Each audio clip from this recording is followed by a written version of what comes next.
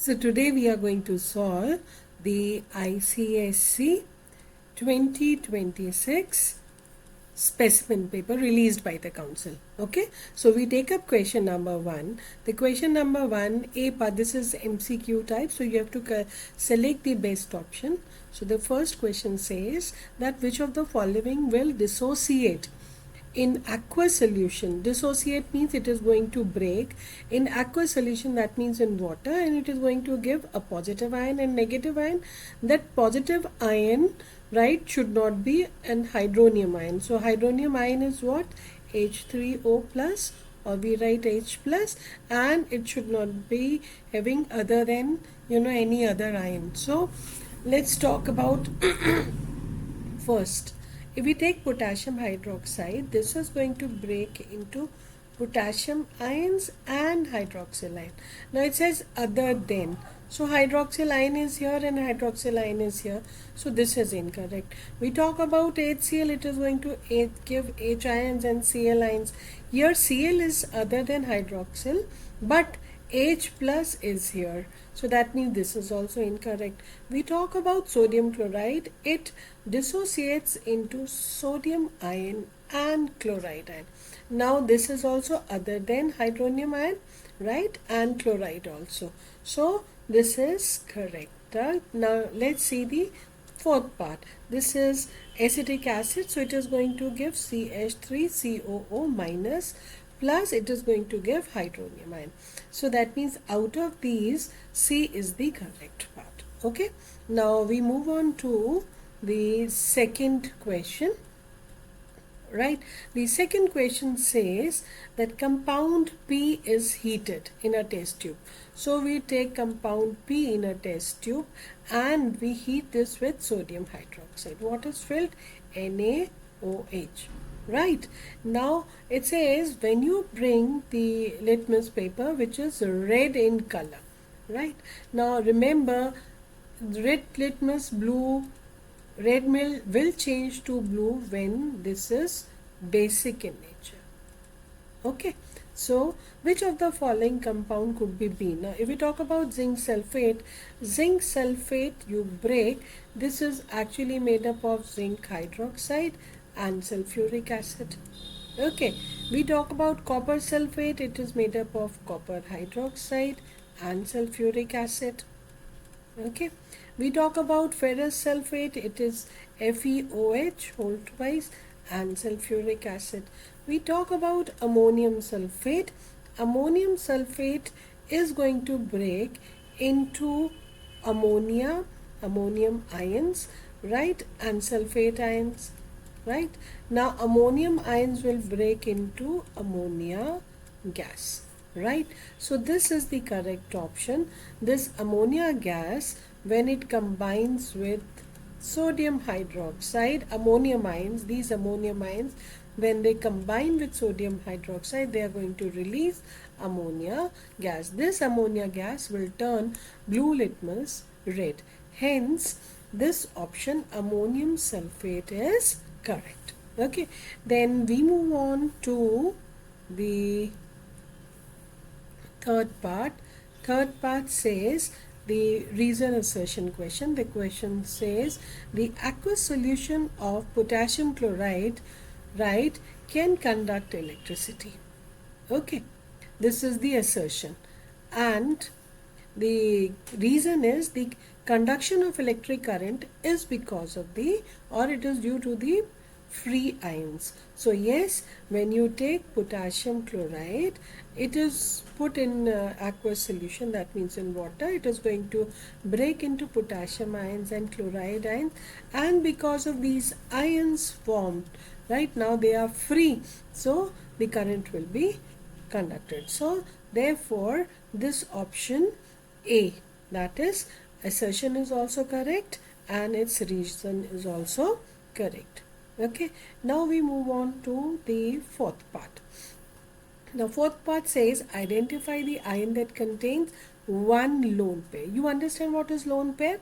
Lone pair which is not bonded, it is free, right? So we talk about OH ion. So you have got oxygen here.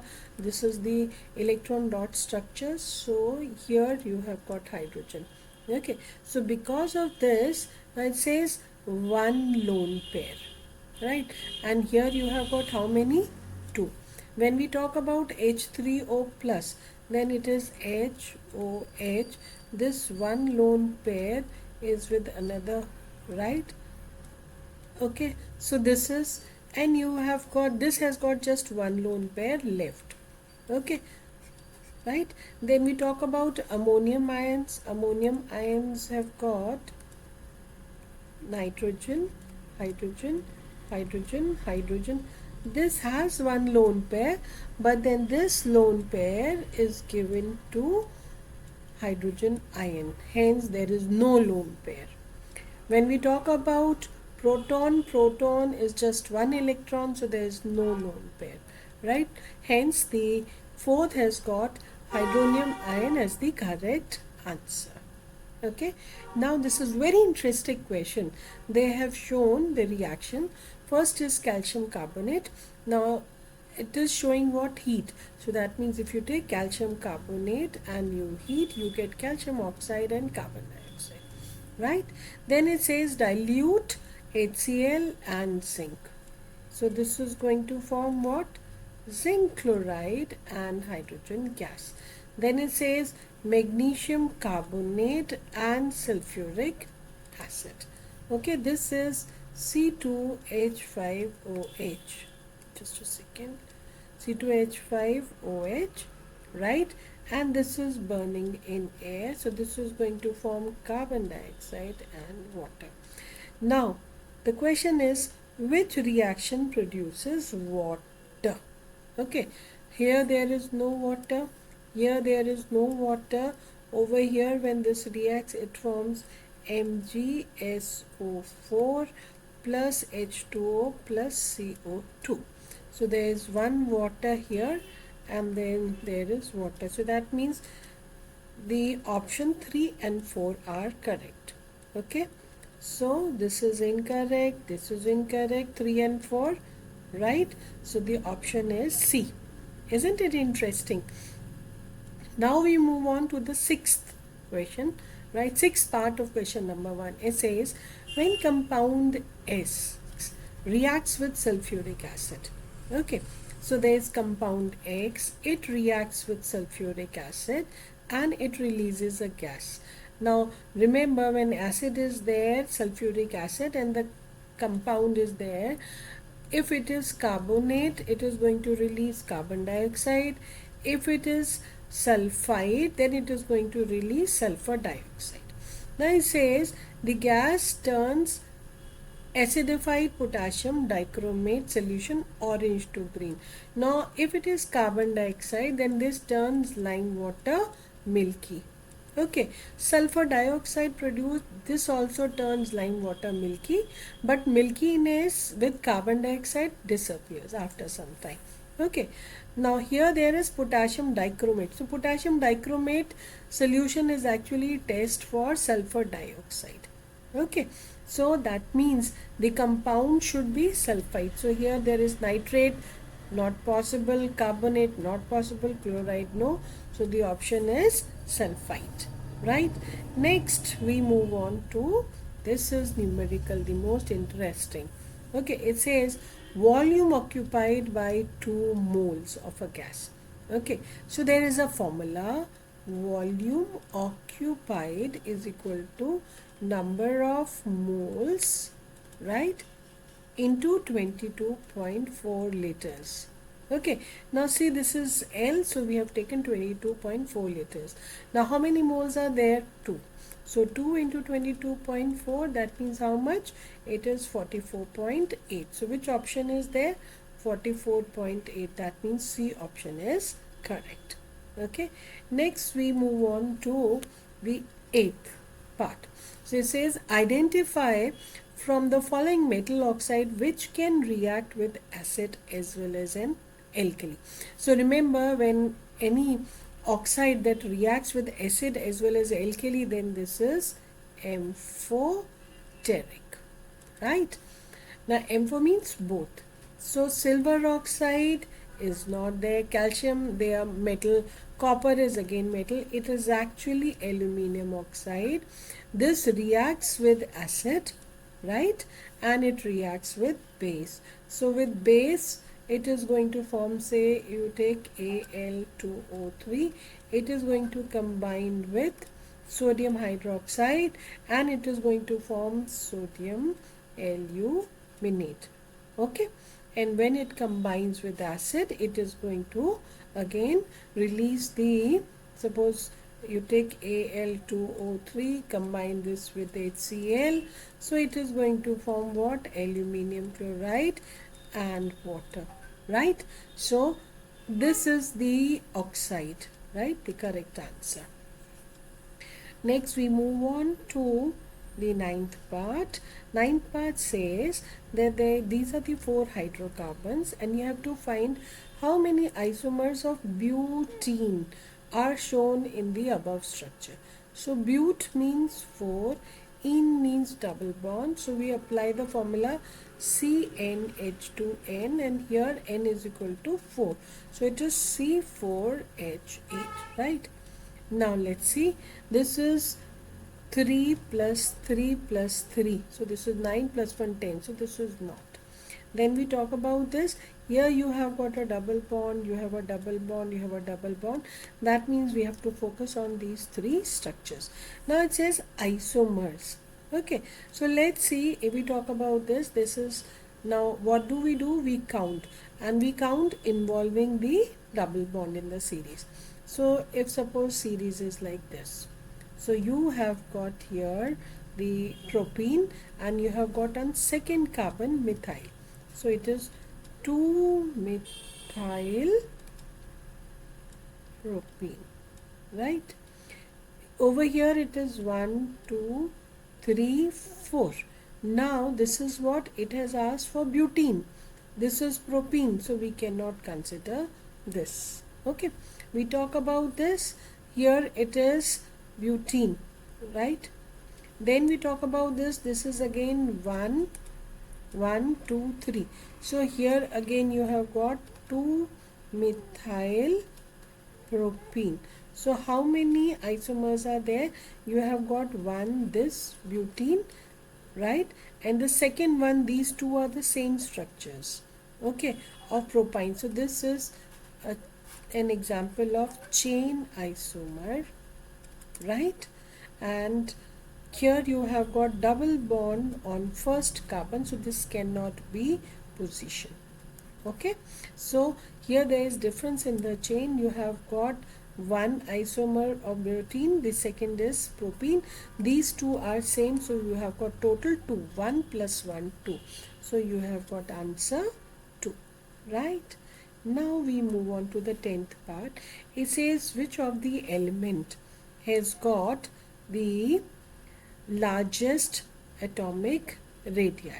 Now when we talk about largest atomic radii, we take up the periodic table, and in the periodic table when we move right left to right, so you have got hydrogen, let's take up hydrogen, helium, lithium, right, beryllium, boron, carbon, nitrogen, okay, oxygen, fluorine, neon. Then you have got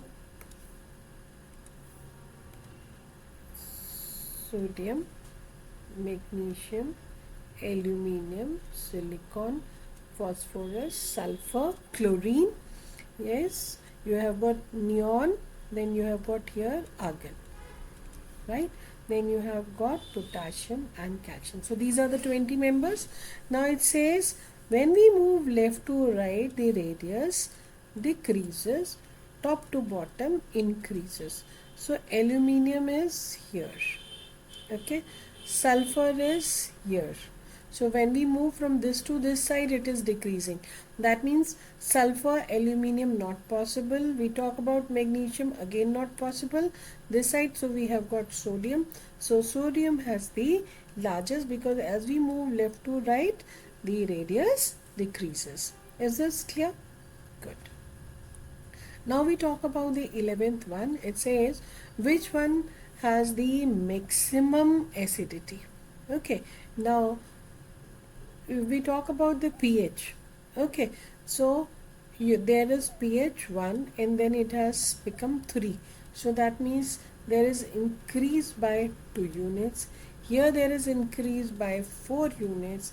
Here there is decrease by 2 units, and here there is decrease by 4 units. Okay, now it says maximum increase in acidity. So if we take pH, right, this is 7, this is 0, this is 14. When we move this side, there is increase in basicity, right? When we move this side, there is increase in acidity. Okay, so that means we take up the minus 1. In minus 1, if we see this is 3, this is 1. So there is just decrease by 2, and here there is decrease by 4. So this is the correct option. Okay, then next we talk about the 12th part. Now this is the reaction. There is X, right? It is added to sulfuric acid. You get XSO4 and hydrogen. Now it says which particles are responsible for conducting the electricity in dilute sulfuric acid and compound XSO4. Now you should always remember that whenever the electricity is conducted, then it is not because of either proton or positive charge or electron. It has to be both positive and negative. So here they can give any reaction, right? They can confuse you, okay, but you have to remember it has to be both positive and negative, right? Then we talk about the 13th part. Now 13th part says methanol and ethanol, right, they belong to same series. Now look here, OL, OL. So that means they are alcohol members, right? Now they have got same homologous series. So same, they are from same homologous series, that is alcohol. So what will be there? Their molecules contain atoms only of carbon and hydrogen? No. Okay. Alcohol, so they have got OH also, right? Their molecules have same number of carbon atoms? Again no. Meth has got 1 carbon, it has got 2 carbon. Okay. Now they have same functional group. Yes, both have got alcoholic functional group. So this statement seems to be correct. Then they have same relative molecular mass. No, CH3OH is going to have different molecular mass, and C2H5OH will have different molecular mass. So this is the only statement that is correct. Okay, so this means they have the same functional group. Okay, then we talk about the ratio between the 14th part, the ratio between the volumes occupied by 22 grams of carbon dioxide and 10 grams of hydrogen. Okay, now we know the atomic mass for carbon is 12, oxygen is 16, and this is how many times carbon dioxide. So if you add, this will come out as 44. Okay, for hydrogen it will be 2, right? So if we compare, the ratio, it should be between carbon dioxide, CO2 is to hydrogen. So this is how much? 44, right, is to 10 here, 2, sorry, 44 is to 2, and here how much? It is 22, and here it is 10. So if you solve this, this is going to come, right, 10 times. So here this will come, this will be into 22 times. So 22 is to 1.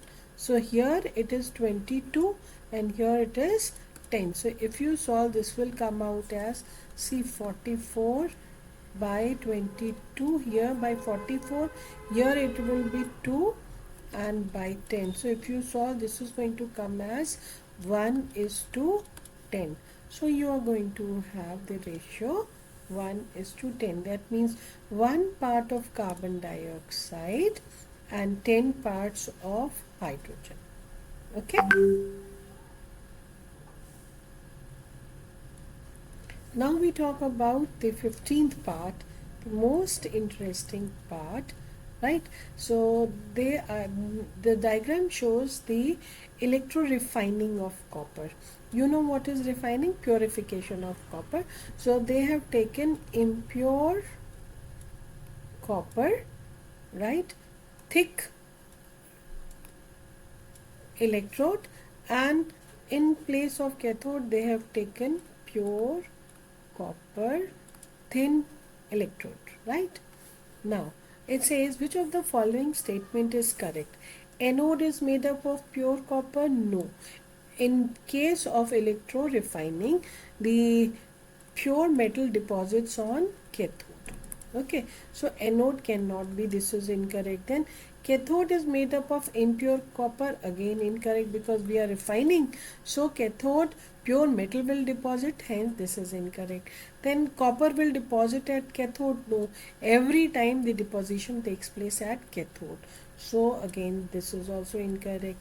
Now here it says copper ions from anode will move right to cathode and will get deposited here. So this statement is correct. So what will happen? Copper ions from here, right, will come down, right? They will move to the cathode, and these copper ions will accept the electrons and will get deposited here. Okay, so over here copper will break into copper ions and 2 electrons. So this reaction will take place at anode, and at cathode deposition will take place. So all the impure ions will settle here as in form of anode mud. Is this clear? So this finishes your question number 1. In my next video we are going to solve question number 2 and again further, right? So do like and subscribe my channel, press the bell icon so that you get the information of all the new videos, right? And hope you're going to enjoy and you're going to get good marks, right, in your board exams. Chemistry is something you need to just understand, don't mug it up. Okay, you have to understand, it will be always there and you will be able to solve. Yes, it needs practice, so that you have to take care. Okay, thank you.